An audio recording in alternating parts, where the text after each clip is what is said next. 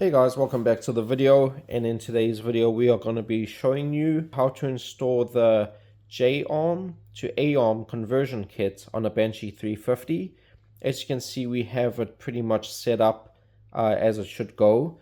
There is going to be a lot of finessing and adjustment needed with this kit, and there are many benefits to converting your J-arm to an A-arm. We're going to show you this the best way we can. We're not going to show you how to tack weld it or anything like that, but just to show how the pieces go. And once again, all the pieces are labeled A, B, C, and D. So this is a quick look on how to look on your J-arm frame. I will note, whoever's going to be installing this kit, to ensure the spacing for the A-arm is going to be correct. So you want to make sure that this outer piece is going to be the correct length you need for your A-arm, and make sure the geometry is nice and straight and level. So one tip we will give is when installing it, because you will have to cut this piece out when you install your A-arms.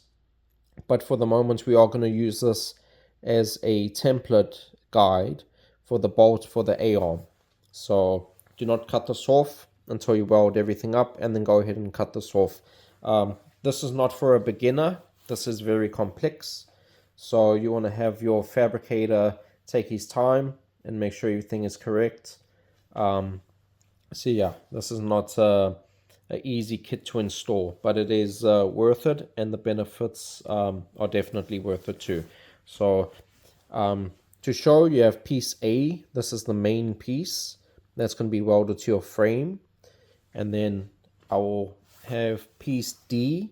This is the bent bracket that's going to hold your A-arm bolt and the A-arm to brace it.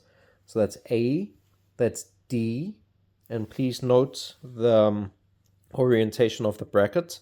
Of course, it's not spaced out correctly, but when you do weld it, you want to make sure your calculations and everything is correct. I'm going to take you over to the other side. I'm going to show you where the other two pieces go. And so we are on the back side of the frame.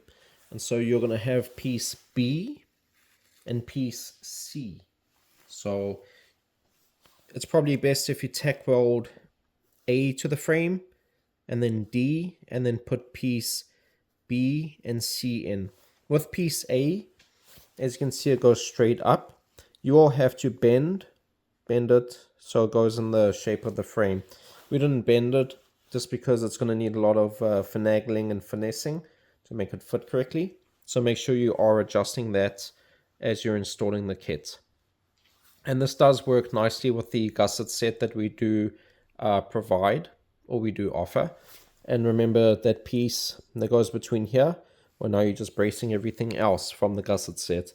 So yeah, I'm going to give a couple more views on this, and hopefully it helps. And you can see again how piece B and piece C is oriented. And we'll take some pictures and show you the best way that goes.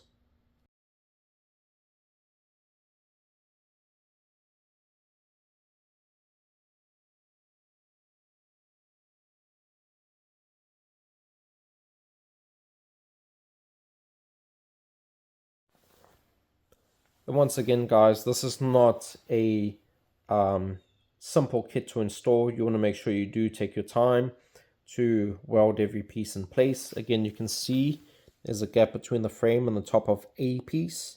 You do want to bend this more towards the frame so the curvature matches the frame. Piece D is already bent, so that will come pre-bent as you get it. And again, just make sure your spacing is correct.